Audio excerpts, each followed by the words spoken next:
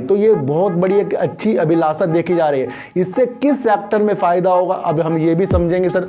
सूचना तकनीकी, इलेक्ट्रॉनिक, अंदरूनी कुछ चीजें होती जाएंगी, वो न्यूज के द्वारा हमारे सामने आएगी, या सरकार कुछ ऐसा कदम उठा रही है जिसकी वजह से कुछ रोजगार बढ़ेंगे, कुछ।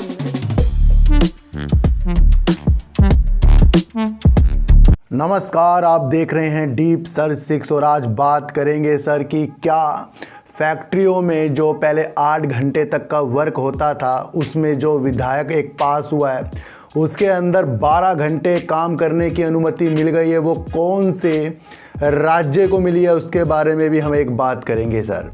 इसलिए ये बात हम शेयर मार्केट में कर लेते हैं, क्योंकि शेयर मार्केट में जब भी हम कुछ इन्वेस्टमेंट करते हैं तो कहीं ना कहीं उसका जो भी एक नज़रिया होता है वो आसपास अपने देश और विदेशों के अनुसार उसकी एनालाइज करके होता है। कुछ भी कंपनी में कुछ काम होगा, अंदरूनी कुछ चीज़ें होती जाएंगी, वो न्यूज़ के द्वारा हमारे सामने आएगी, या सरकार कुछ ऐसा कदम उठा रही है जिसकी वजह से कुछ रोजगार बढ़ेंगे, कुछ नए क्षेत्र निकलेंगे, कुछ काम की अवस्था अच्छी होएगी, किसी रोजगार को और ज़्यादा बढ़ाने के लिए फैक्ट्रियां खोली जाएंगी। इस तरीके का जो भी चीज़ें होती हैं उसके ऊपर हमें विशेष ध्यान रखना है, तभी जाकर हम अपने पैसे को शेयर मार्केट में लगाएंगे और दूर की सोच कर, पास की नहीं सर। पास में तो जो चीज़ें हो रही है ना उसको हमें एनालाइज करना है। अब इस एनालाइज को अपने द्वारा किस तरीके से हम प्रस्तुत कर सकते हैं, वो एक सटीकता तक एक चीज़ होती है, उसको मैं बार बार आपको अलग अलग तरीके की न्यूज़ के द्वारा और साइकोलॉजी के द्वारा बताता हूँ। आपको पता है कि मेरा एक दूसरा चैनल भी है जिसके अंदर मैं एक वीडियो डालता हूँ रात के 8 से 9 बजे के बीच में, जो थोड़ी लंबी वीडियो होती है लेकिन उसके अंदर 4-5 में जो शेयर लेना उसको कवर कर लेता हूँ, तो उसके अंदर भी आप वो वीडियो जाकर देख सकते हैं। मेरा दूसरा चैनल सार्थक बाजार से। तो आज हम बात कर रहे हैं सर तमिलनाडु की, और तमिलनाडु ने विधानसभा में एक विधायक पारित कर दिया जिसके अंदर जो पहले 8 घंटे फैक्ट्रियों में काम होता था इसे बढ़ाकर 12 घंटे कर दिया गया है। ये पहली बार तमिलनाडु में हुआ जिसके अंदर ये 12 घंटे काम करने की अनुमति एक विधायक के द्वारा पास करके की गई है। इसके द्वारा होगा क्या सर, ये इसलिए किया गया है कि जो बहुराष्ट्रीय कंपनी होती, बड़ी बड़ी कंपनी होती, उनको लुभाने के लिए वर्क किया गया है, क्योंकि वो अपने जो भी उनकी निर्माण इकाई है वो उनके राज्य में आकर लगाए। तो ये बहुत बड़ी एक अच्छी अभिलाषा देखी जा रही है। इससे किस सेक्टर में फायदा होगा अब हम ये भी समझेंगे सर।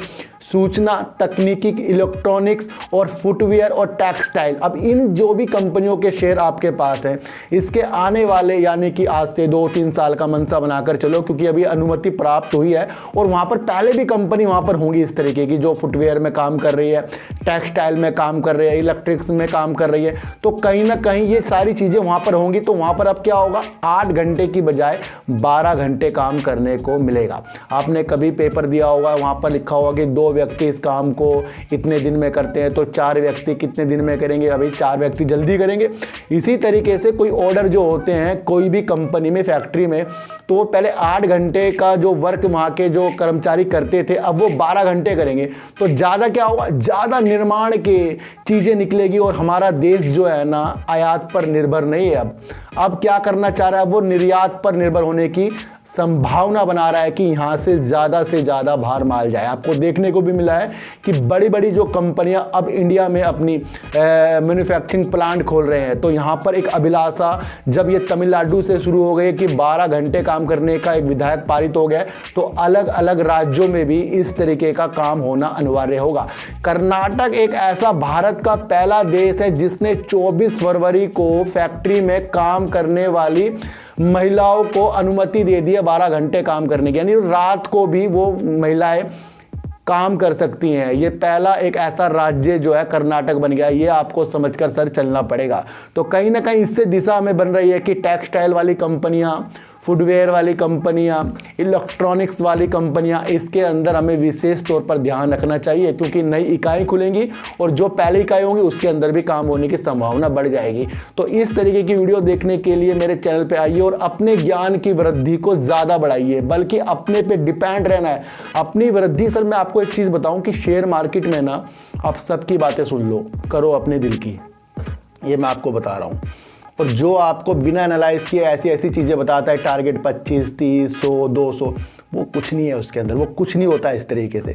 आपको ये देखना है कि देश हमारा क्या कर रहा है, आपको ये देखना है कि जो कंपनी के आपके शेयर हैं उसके प्रोडक्ट क्या क्या आते हैं, क्या क्या उसकी सेल है, क्या क्या उसके एक्सपेंस है, कहाँ उसका माल जा रहा है, क्या क्या वो अलग तरीके की रणनीति बना रही है। ये सारी चीज़ें आपको समझनी पड़ेगी और फिर अपने द्वारा इन्वेस्टमेंट कीजिए। और इन्वेस्टमेंट मैंने आपको बताया था धैर्य का काम है। तो फिर मिलेंगे आपसे नई वीडियो के साथ, जब तक के लिए नमस्कार।